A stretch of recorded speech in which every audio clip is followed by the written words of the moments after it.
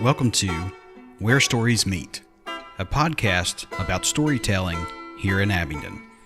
And on today's episode, we talk with the William King Museum of Art Executive Director, Betsy White, about the art history here in Abingdon and some of the initiatives that the museum is doing to help keep that art history alive. Good morning. We have Betsy White with us this morning, Director of William King Museum of Art. And she's here to talk about some art history. Betsy, thanks for joining us on the podcast today. Thank you, Adam. It's my pleasure to be here. Now, you're the Director of William King Museum of Art. How did that become your title? Well, a long time ago, maybe the early 80s, right when we first moved to town, a community foundation, not a foundation, but a group, a committee from the community was formed, basically from a few lawyers at Penn Stewart law firm. And they formed this committee to try to figure out what to do with this old school. This 1913 high school, William King High School, was just cherished by so many people. So many people went there, and it was falling apart, literally. It had just been abandoned like so many schools are when new high schools are built. So it had stood empty for probably 10 or more years. The windows were boarded up and the roof was leaking badly. It was full of pigeons and so forth. The property was very overgrown. And so admirably, they decided to try to figure out what to do with it. And one of them, the senior partner there, Rog Stewart, G.R.C. Stewart, had gone to school there and had a lot of history there, of course. His father and everybody were always from there. And so I think he probably, I don't know this for sure, but I think he probably sort of led the charge on let's figure out what to do. And so this committee was formed. I was put on the committee and asked to be in charge of trying to raise some money for it and put on a big event, a big dinner for it. So we did that, and everybody in the community was real thrilled about it. And so from there, I sort of progressed to being, more in a leadership of that committee in what to do. And so we looked all around the town and the county and found that there was really no high security place for art.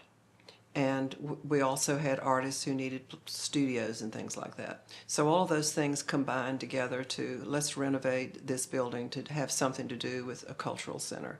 And so that happened, and that was for maybe 5 years. And then we had not renovated in all of it. We'd only renovated just about a third of it, the back portion of it. And the front portion still remained dark, boarded up. What in the world shall we do with this? And we got to thinking about this high security need for high security galleries and how the rooms in there were perfect for that if they were put together properly.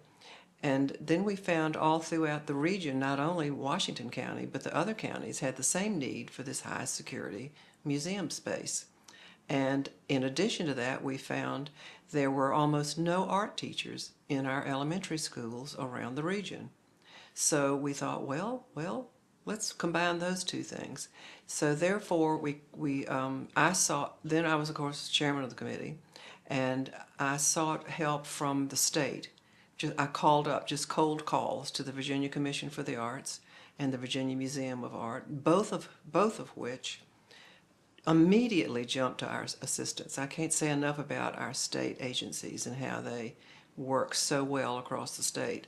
They're still my lifelong friends and colleagues now, but they put together a study trip for us to go around the state and look at other areas as to what they were doing. And so we did that, and after that we decided, okay, this is what we're doing. We're going to turn this place into high security galleries, and we're going to develop a nice art education program that can hopefully go out into the schools maybe, or the schools come to us is what we did first.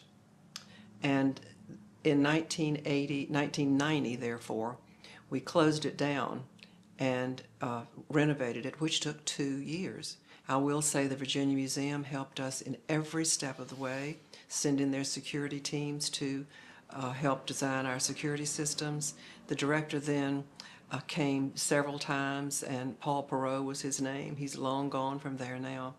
But we just had a wonderful community effort in putting that together. And somehow along the way, I transitioned from being a volunteer head of the committee to, would you just please take this job to be a paid position, a part-time position or something. So that's how it happened. So as I say, when students ask me, what does it take to become a museum director? I say, well, don't use me as the model. Have you always had an interest or a passion in art? No, that's what I'm saying. Don't use me as the model. Mine is absolutely unintentional and serendipitous, but of course I love it. But at the beginning, no, it was just a project that needed to happen, and I fell in love with the project. But I was in no way qualified to do it. No. So that's pretty unique to have a high security art gallery for a population or a town this size. Well, yes, thank you. And I will say we are most proud of that. And to top that statement off, we have since that time gone on to achieve national accreditation by the American Alliance of Museums, as well as 10 years following that, re-accreditation. And that is not an easy thing to do. Out of about 35,000 museums across the country, only 1,000 are accredited. Wow.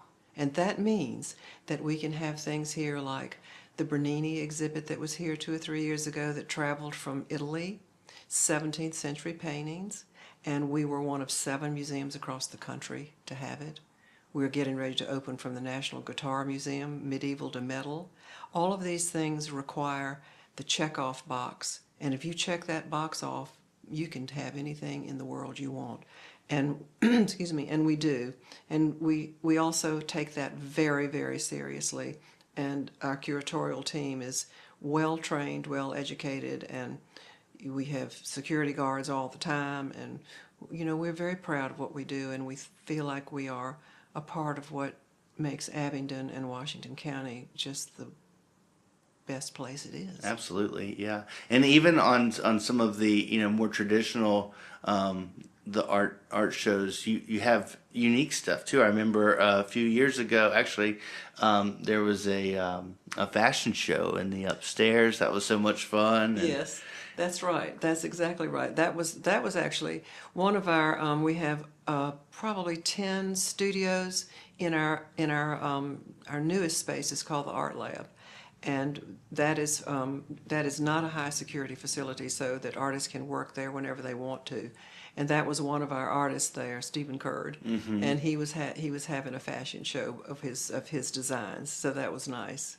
That was a really special event for the community, and it was hugely attended. Yes, it was lovely. It was lovely. Yeah. And I was that segues a little bit into. And I thought you were going to mention our exhibit, a fashion exhibit called Wardrobe, which was a couple of years ago that was showcased the fashion of this town in the 19th century, or this region in the 19th century. Southwest Virginia and Northeast Tennessee is what we call our region through our Cultural Heritage Project. And that's another sort of unique thing that we do that sets us apart, is that we preserve and take care of and showcase and celebrate the beautiful decorative arts history of this region. Things that were made here by hand before 1940 or 50. And you have now throughout, you say that you didn't necessarily have a passion in art, but you have gained one through your work. That's exactly right. And you actually have a gallery of your own, a heritage gallery of your own. Can you discuss that a little bit? Yes, that's that same Cultural Heritage Project. After we opened the doors after that initial renovation in 1992. And it was supposed to be just a fine art gallery. And I had so many people say, we need to have a quilt exhibit here. Let's have a quilt exhibit. So I said, well, okay. I mean, I was always open to what we wanted to do. But we didn't have any. I looked around to see, where do you find these quilts? There was nowhere to find the quilts, to know where they were. We had not started our Cultural Heritage Project, but this is what prompted it. Mm-hmm. And so I again turned to the state And the Virginia Museum connected me with a person whose name is Colleen Callahan, who I'm working with just all the time still today. She's our textile consultant always. She was the curator of textiles and costume at the Valentine Museum in Richmond. So she put together a committee, a small committee, to help me find some quilts from out here. And it was a struggle because there was no archive to figure out where anything was. I'd say a lot, is there like the quilts that I have been handed down there in a box or something by the bed or under the bed, because I'd say a lot of them are still there. Correct. Passed down. Under the bed is exactly right. We ended up doing a funded by the National Endowment for the Arts, a first-time field survey. Out of that quilt exhibit just came this wonderful little idea of, well, if there's no archive around, why don't we do it? That's what it was suggested to me. Yeah. So I'm always kind of saying, okay, let's do. And so I assembled this team, good team, mostly from Colonial Williamsburg, but headed by Roddy Moore, who was the director of the Blue Ridge Institute then and really knew the material culture of this region more than anybody else. We hired a field researcher and put the field researcher out in the field. Marcus King was his name. He taught me everything I know. I retired in order to administer this, just to administer it. But in administering it, I fell madly in love with the beautiful heritage of this region. And that is what ended up with these books. This is so funny because our goal was to create one exhibit, because after that quilt exhibit, people wanted to do more like that, and obviously everybody came, so I thought this is a good idea. But we had nowhere to find anything, so that's how this survey came out.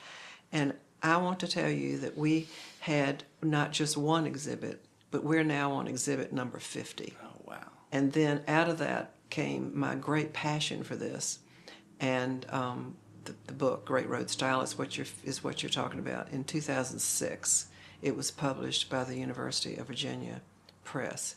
If I ever had one good intentional idea, it was when we had that first exhibit and even the next two.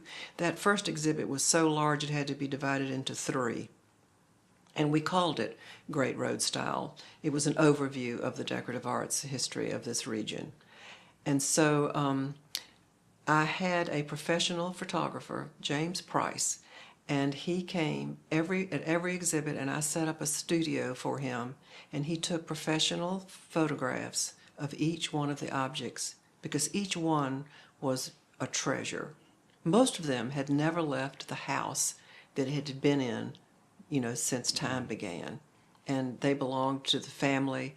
And this is another thing that we've been very careful about is taking such good care of family treasures. But I had those photographs, and they were, quality photographs, publishable photographs, and I think that added to the book. Yeah, sounds like a lot of your success has been saying yes and then finding the right people to partner with, but always being open to new ideas. And that's exactly right, Adam. As you put the nail on the head, I really do turn to the right people. That's for great. Sure. Yeah, and then you did a follow-up book. I did. In doing that first book, that's when I really just totally fell in love with this, is doing that book. And I found there were so many things to say. The book was concentrating on the objects themselves. The makers are listed as who they were, but there was no room to really go into a huge amount of detail. But I was fascinated by the makers themselves, so I thought, okay, book number 2. And that became Backcountry Makers, published by the University of Tennessee Press a few years later. And that's about the makers themselves, with more images of the different objects that they made. And once again, I asked James Price to take photographs for me. Yeah, and let's before we leave today, let's talk a little bit about that process of collecting a book. Even you didn't set out to be a director of art of an art gallery. You didn't set out to be an author. No. How do you start to? You talked a little bit about how do you put a book together when it's in your brain, it's something you're passionate about. How do you actually go about that process and creating something that you can hold in your hands? Wow, I've never been asked that question. But I think probably in the case of Great Road Style, I've divided up the subject matter into logical segments: furniture, pottery, textiles, metalwork, art, and so forth. and then began to write a description of each one of those objects. And then the last step was, well, if we're going to do that, we really the reader needs to know why we're doing this, and a little bit of joinery sort of information about how these things are connected. And the backdrop of the history of this region became a pivot point in putting the book together, and why I put the book together. That this area here was a real hub of trade and style, and makers that came from Philadelphia down the Great Philadelphia Wagon Road, which is where the name of the book came from, the Great Road. On old maps, it's really called a lot of times the Great Road. It had many names. Up in the upper part of the Shenandoah Valley, it was called the Great Valley Road a lot. But it's a wonderful story. I'm actually a historian, really. That's my school days were concentrated in English literature and American history. Well, I know we're going to do several seasons of this podcast. I know we're going to have you back on. Okay. So we've got lots to talk about. I hear you say something a lot of times in some of the meetings that I've sat in, some of the TAC meetings and stuff. And you say that Abingdon is practically perfect. It's one of my favorite catchphrases. Do you care to kind of where you came up with that, and why you think that Abingdon is practically perfect? Well, you and I are smiling, and I get a lot of ribbing about that for sure. That came out of another spontaneous conversation that I had in the museum with one of the groups that you all, the tourism office here, had sent up there. That was looking around in Abingdon. I think it was NPR Appalachia, PBS Appalachia. That's what it was. Yes, I think that's exactly what it was. And it was very, I didn't even know they were coming, so they just came and asked me questions about Abingdon. And at the end of the conversation, they said, because I was saying everything that was so good, which is true. I love Abingdon, and it is a wonderful place. And I just sort of spontaneously said, well, I don't know, it's practically perfect. I love that. I need the t-shirt. Well, Betsy White, thanks for joining us today. I know we're going to have some more discussions in the future, and thank you so much, and we look forward to all the things that you're doing over at the William King Museum of Art. Thank you, Evan. My pleasure. Bye-bye.